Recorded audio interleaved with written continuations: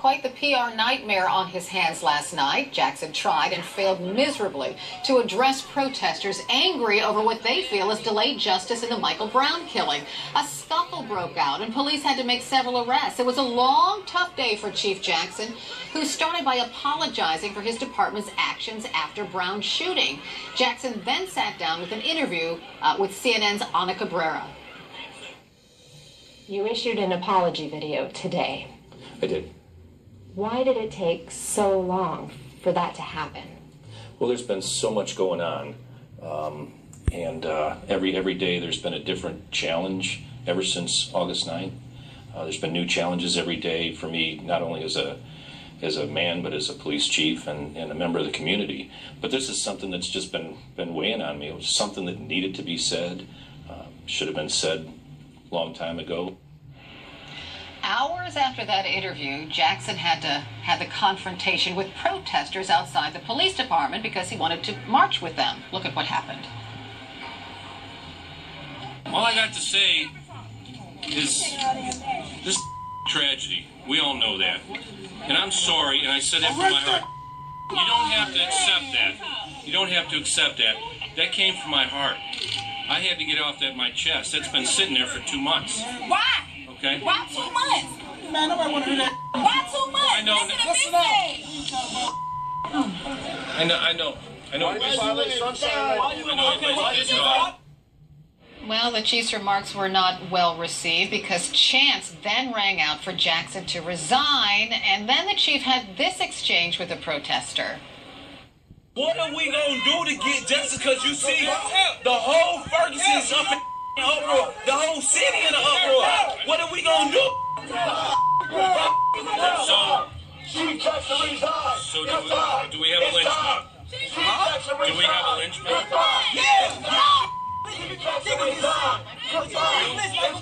Really? That man was unarmed. And you put that man on administrative leave. He on vacation for killing an unarmed black man. One of the things we're looking at is a national standard. We've been talking to Justice about this. A national standard for when a police officer is involved in a fatal shooting. Everything is done exactly the same way. Okay, you heard the protesters chanting resign. It actually got worse from there. Jackson then tried to explain what changes the Justice Department had suggested to him. They told us that our court system needs to be resolved, our ticketing system needs to be resolved, our traffic violation system needs to be resolved, our equipment violation system needs to be resolved, and several other items I've got all written down. Wait, why did they have to tell you that, though? You didn't know that before? Why did the Department of Justice have to Why come are and you say running that? in front of the police agency? Why did they have to tell you? Police agency? Why? Why did they have to tell you that? You didn't know that before the Department of Justice came? Jackson then tried to walk with the protesters, probably not a great idea at this point because a scuffle broke out, leading to arrests, including this woman who says she simply fell. Please stop it. I was walking next to the chief and he knocked me down. He knocked me down. I was not doing anything. Please. I did not do anything. Please. I did not do anything. I did not do anything. You're not listening to me. You're not listening to me. You're not listening to me. I did not do anything. I was walking next to the chief and they knocked me down. I just failed. That's all. Why is he doing this? Why is he doing this? Why is he doing this? This is not right. This is not right. Now, we don't know whether the woman was in fact arrested or let go. We can tell you the streets cleared early this morning and calm has returned to Furguson. Joining me now, Benjamin Crump, the attorney for Michael Brown's parents. Welcome, sir. Good morning, Carol. What do you make of that? Well, I think you are seeing the frustration in the Furguson community. They have a great mistrust of the local law enforcement agencies. And so I think transparency is going to be the key to restoring peace and calm and confidence. The chief appears to be trying. Do you think that people gave him a chance? Well, I don't know everything that happened in Furguson last night, but I will say this. What Michael Brown's parents, as well as all his family, have been fighting for is justice. They haven't been fighting for an apology. What they want to see is that Michael Brown Jr. gets due process and that his killer is held accountable. And they are here in Washington, D.C. this morning to talk to members of Congress to get help in getting justice in Furguson, Missouri, because they don't have trust that the local prosecutor, the local law enforcement officers are going to hold accountable the killer of their unarmed child. Oh, the grand jury is still meeting in Furguson, or in Missouri, I should say, and it's not due out for a decision until October, so why not wait until after then to go to Washington and lobby Congress?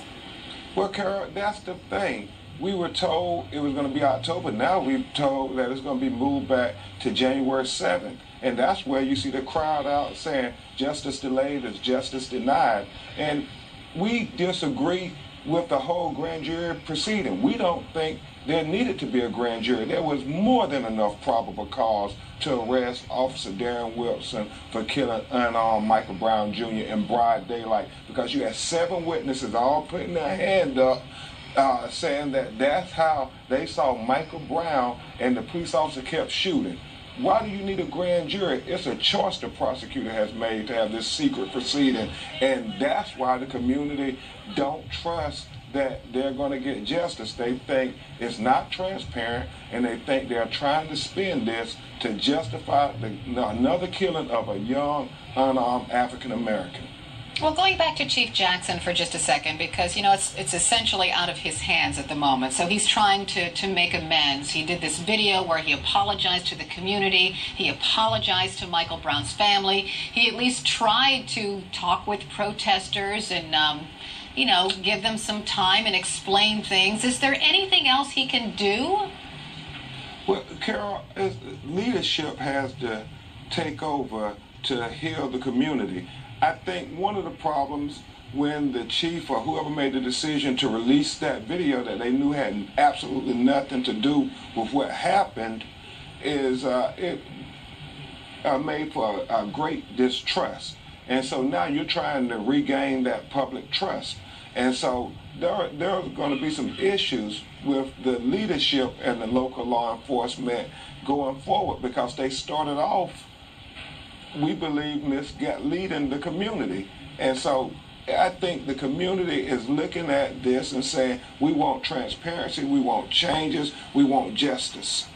Do you think that Chief Jackson is trying? I want to believe he's trying. He's a leader. That's what leaders have to do. He's responsible. That's his job, to be a leader. I think we all have a job to do. We have a job to try to fight for justice. The mayor, we're looking to see where his leadership is going to be on this issue. The prosecutor, all of us have a job to do in this, because we all have taken this assignment. He volunteered to be police chief. The mayor ran for mayor. The prosecutor ran for election, so they have a job to lead. The people there in Furguson, they're saying we have a job to our children, we have a job to our community to make sure we raise our voices so we don't have this happen again in our community. It has happened so many times before, Carol, in the St. Louis community and elsewhere in America. And that's why you see people in the African American community just frustrated. We see what happened in Ohio. We see what happened in South Carolina. At what point do we say it's not okay for you to kill us? It's not okay for you to shoot unarmed people of color?